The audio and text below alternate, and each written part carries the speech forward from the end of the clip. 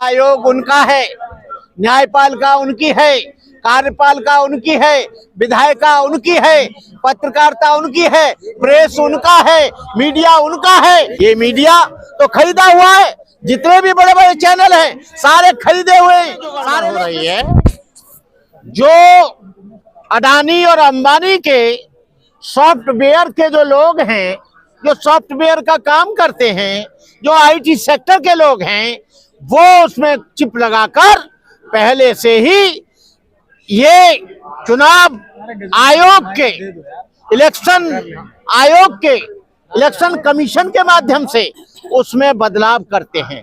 यदि तुम इतने सच्चे आदमी हो, यदि पूरा देश आपको मानता है और आपको दो बार सत्ता सौंपी है, तो तीसरी बार भी बैलेट से भी आपको सौंप देगी। आपको प्रॉब्लम क्या है? लेकिन जब से ईवीएम आया है और बीजेपी जब से सत्ता में आई है, आपको मालूम होना चाहिए इस 70 वर्ष के स्वतंत्र देश में आपको बताएं ऐसे घोटाले आमने सामने कभी नहीं हुए। इन्होंने चुपचाप 265 टन सोने को यूएनओ की बैंक में गिरवी रख दिया। बाद में जब वहां पर वो डाली गई आरटीआई एक्ट के तहत ये पता लगा कि 265 टन सोना इन्होंने चुपचाप रख दिया। कहां गया देश का पैसा? कहां गई देश की पूरी संपत्ति? कहां गए हमारे देश के सारा धन?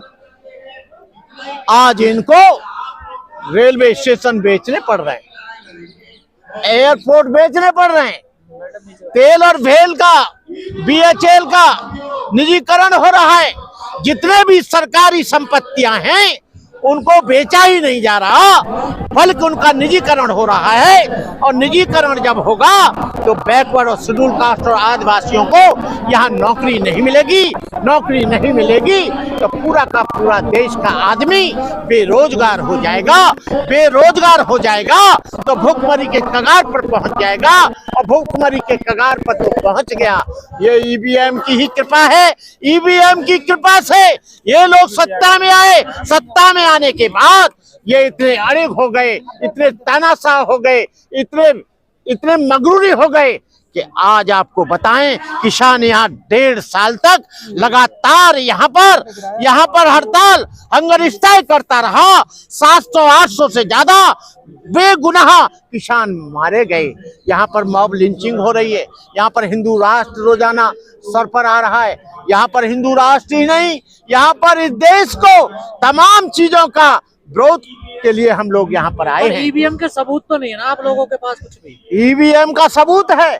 50 ईवीएम हमको दे दो और हम उसमें करके दिखा देंगे होता है कि नहीं होता है। कल वही तो यहाँ पर ईवीएम लेने के लिए जा रहे थे, लेकिन प्राचा साहब को और ये भानु प्रताप को गिरफ्तार कर लिया। प्रैक्टिकल बात बताइए, आपको 50 ईवीएम चुनाव आयोग दे देगा, ये कोई क्यों?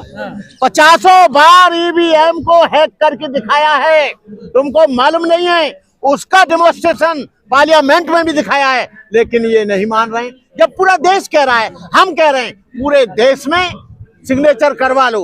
यदि लोग मना करें तो ईवीएम को आप चलाओ, और उसको नहीं मना करते हैं तो ईवीएम को मत चलाओ।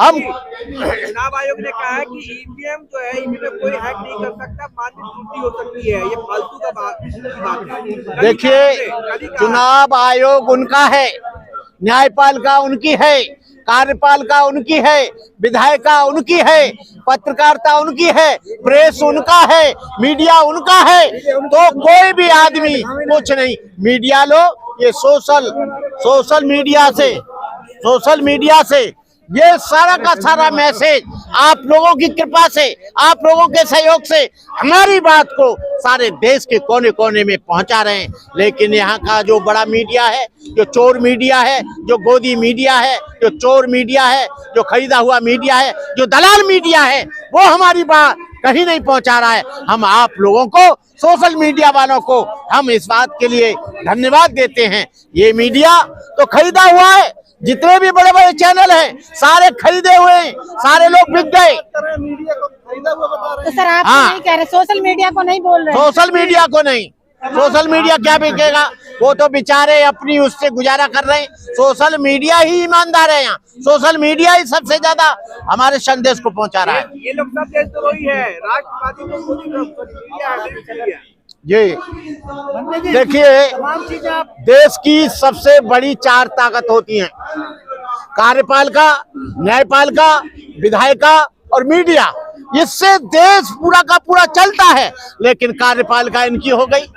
जब ये सत्ता में आए तो इन्होंने उन लोगों को, ईमानदार लोगों को, ब्यूरोक्रेट्स को हटा दिया गया। जब यहाँ न्यायपालिका आई तो न्यायपालिका में सारे के सारे लोग आरएसएस के घुस गए। उनके अलावा कोई न्यायपालिका आज पंग हो गई है, आज लगनी हो गई है, हम कहना चाहेंगे। और यहाँ का मीडिया पूरा बिकाऊ हो गया है। कार्यपालिका, न्यायपालिका, विधायिका, और विधायिका कब आती है? इस ईवीएम की वजह से आती है।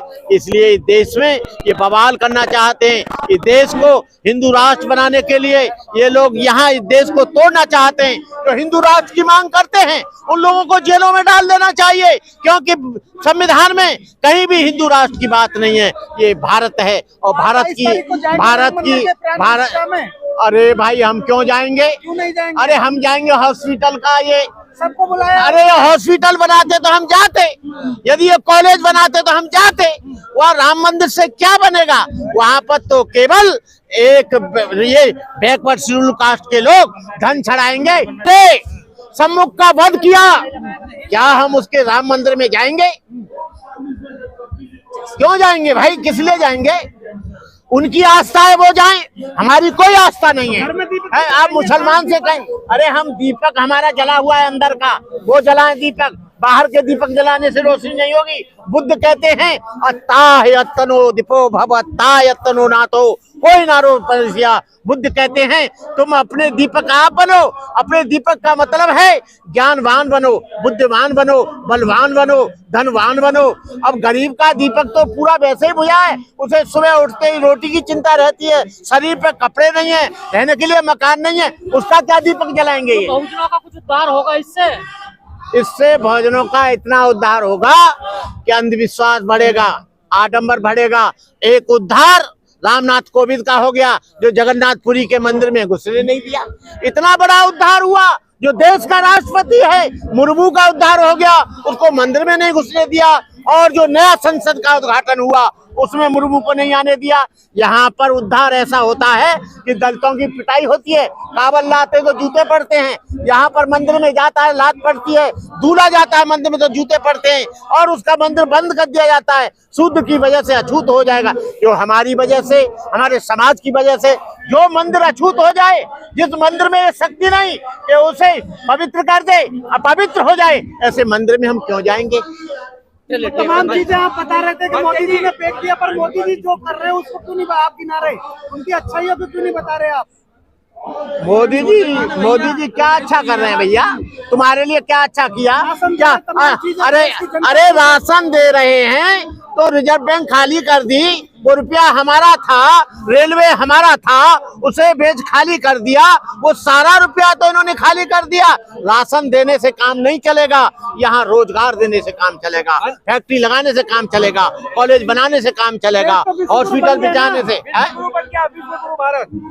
विश्वगुरु तभी तो गरीबी के नाम पर ये 78वें नंबर पर है। ये ऐसा विश्वगुरु है, यहाँ पर शिक्षा बांटने वाली देवी सरस्वती पूजा हुई, सरस्वती पैदा हुई। यहाँ 50 करोड़ लोग अंगूठा टेके। धन बांटने वाली लक्ष्मी पैदा हुई। अमेरिका सबसे आगे है, लंदन सबसे आगे, ये उनसे भीख मांगते। जापान सबसे छोटा देश है, अरे जापान ने अरबों रुपया इनको दिया। जो छोटा सा देश है, केवल 15 करोड़ का देश है। वो काहे को मांग रहे हो? दुनिया में काहे को धन मांग रहे हो? या तुम इतने ही बलवान हो तो अमेरिका से काहे जहाज मांग रहे हो? क्या लग रहा है आपकी ईवीएम की मांग सुनी जाएगी? अमित शाह सुनेंगे आपकी मांग? अरे इनका बाप सुनेगा? क्या बात कर रहा है? ऐसी आवाज सुनाऊंगा कि ये लोग भागते फिरेंगे। आप तो बोल नहीं पा रहे, आप तो हल्के से बोले, जोर से कहाँ बोल पा रहे? अरे जो से बोलूंगा लाभ मुझे 500 रुपया दी। बोल ही नहीं पा रहे। अरे मेरे को खाने के लिए तो कुछ दे के आप क्या? लोग हरा ही नहीं। मोदी जी के राज में नहीं खा रहा है। नहीं खा रहे हैं, भूखे मर गए। राशन नहीं ड्राई फ्रूट खाते थे, ड्राई फ्रूट नहीं रहे। अच्छा, पेट्रोल लाते थे 40 रुपया, आज वो 120 है। कार नहीं चला पा रहे हैं। आप लोग हरा नहीं पा रहे मोदी को, इसीलिए ईवीएम का बहाना रो रहे हैं। अरे तो तुम हरा दो ना। हाँ? हम थोड़ी आए प्रोटेस्ट करने के लिए, क्यों, तुम काहे के लिए आए हो? हम तो आपको सुनने के लिए आए हैं। अच्छा, इससे पैसे कमाने के लिए। अच्छा, thank you very much. May you live long, my blessing, happy new year.